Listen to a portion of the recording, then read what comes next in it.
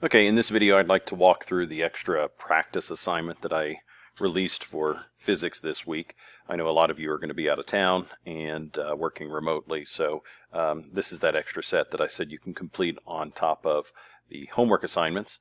The solutions have already been posted, but I wanted to just walk through and give my explanations and show how I would set up and solve each problem. So in Chapter 11, we were asked to complete a handful of questions, and in 11.1, the question asked us to find the mass of 1 liter of blood. Well, since we're only being asked to find the volume of 1 liter, then this problem could be just as easy as converting the density, which is given to us as 1.05 grams per cubic centimeter, and converting that into kilograms per liter. And I've done that with a chart here. Interestingly, the mass in grams per cubic centimeter ends up being the exact same numerical value as kilograms per liter. So if you follow along with the T-chart that I have here, you may have noticed I didn't draw this horizontal bar. That's because I was using lined paper.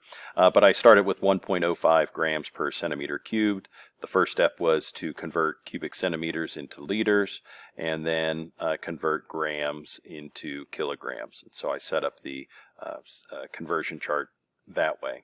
And so we can see the reason why the answer ended up being the same numerical value is that the 1,000 from the cubic centimeters was able to cancel with the, or factor out the 1,000 grams per kilogram. And so at this point you may be wondering, well, if the question was asking for the mass of the blood, why do we have a unit of kilograms per liter? And that's because we just didn't complete this T-chart yet. In reality, we probably should have had at least one more column, and I'm going to slide it over here on the left. We have exactly 1.0 liters of blood that we're trying to find the mass for. So if I multiply in this component to the chart, then our unit liter will cancel, and we're left with our mass at the end, kilograms. And this would be particularly helpful if we were trying to find the mass of more than 1 liter. If we wanted to say 5 liters of blood, well, now when we multiply in the 5 liters, again the unit of liters will cancel, and we'll be left with a mass when we're all done. So I'm a big fan of these T-charts or picket fences, whatever we want to call them. That's how I would use that to solve number 1. In number 2, we're being asked to find the density of a sphere. The sphere has a mass of 0.11 kilograms and has a volume of 1.4 times 10 to the negative 5th cubic meters. So that was given to us in our given information. The units are already standard, so that's really helpful for us. We note that the density, rho, is equal to mass divided by volume, and after we do the division, we end up with an answer of 7,860 kilograms per cubic meter. Now, in part B, we needed to find the material, or determine the material that this is made from, so we would consult a table like this. Again, this comes from our OpenStax textbook, and we're looking for an item in this table that has the same density. If you recall from class, however, the densities as they're presented to us in this particular table are measured in thousands of kilograms. So 10 to the 3rd power is equal to 1,000. So each one of these numbers in the table represents 1,000 kilograms. So this aluminum number, for example, without the scaling here would be 2,700 kilograms per cubic meter, or brass would be 8,440 kilograms per cubic meter.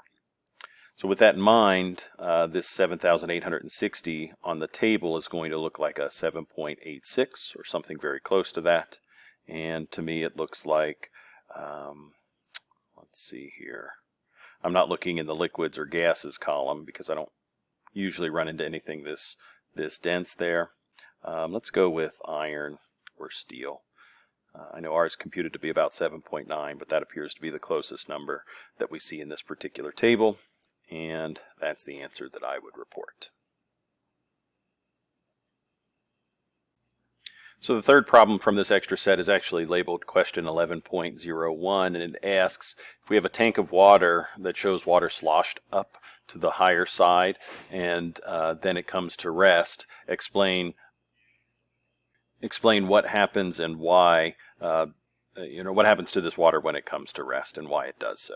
So we've got the water sloshed up to the left-hand side here in this image, and I think we would all recognize that the water would tend to level out here, but the question is why?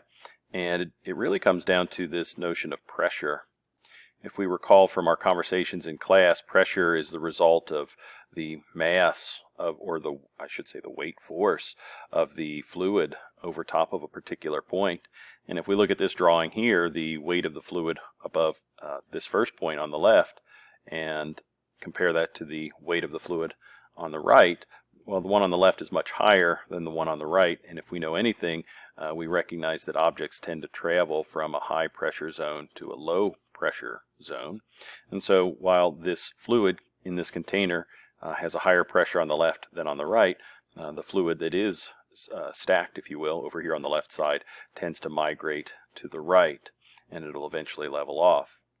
Now, if this drawing's accurate and we have a true trapezoidal shape here, then the final height of the water, we can call that height 3, is going to be halfway in between the height 1 and height 2.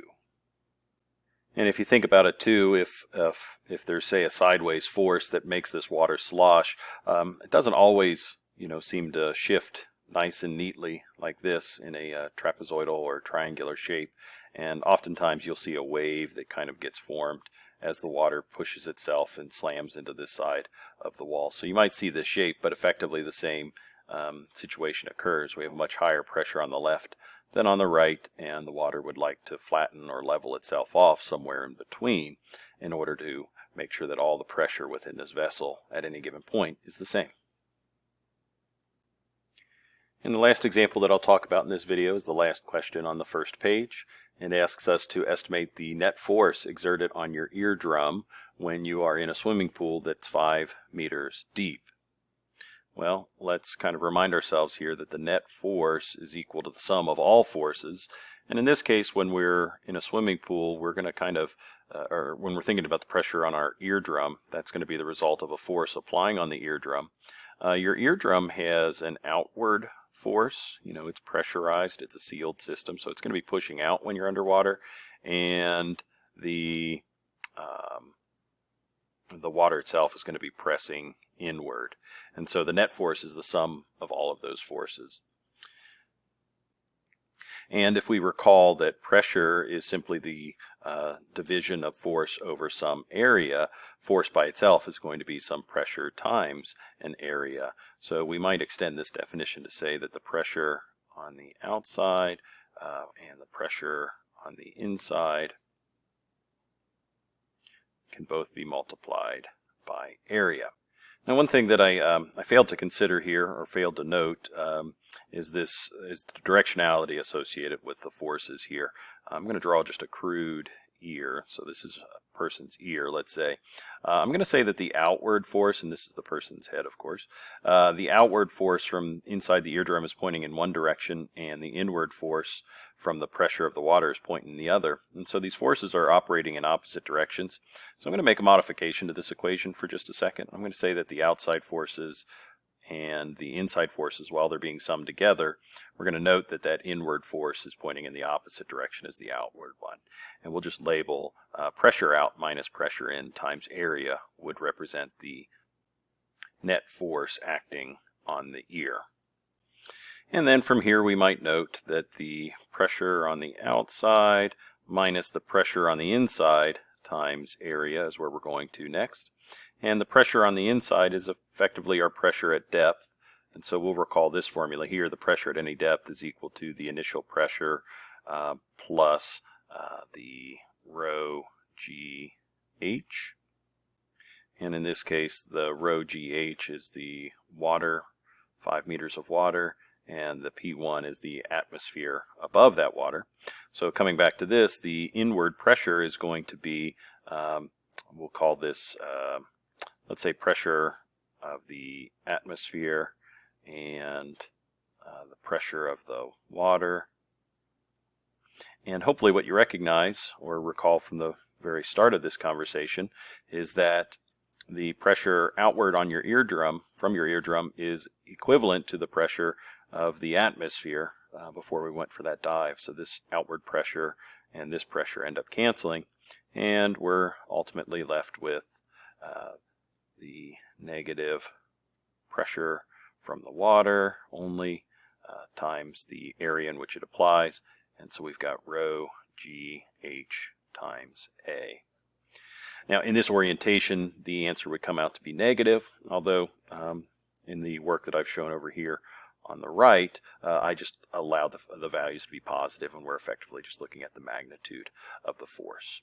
So we've got rho GH times A, just like we've established over here, density of the water, gravitational acceleration, height of the water column, and the area in which we're being applied. So we had that area that had to be adjusted for standard units of measure. We multiply those two together and we can see the amount of force in newtons that's being applied to our eardrum. Okay, this is a good stopping point for this video. I'll continue the next video to work on the following pages in this extra set of homework. Thanks for watching.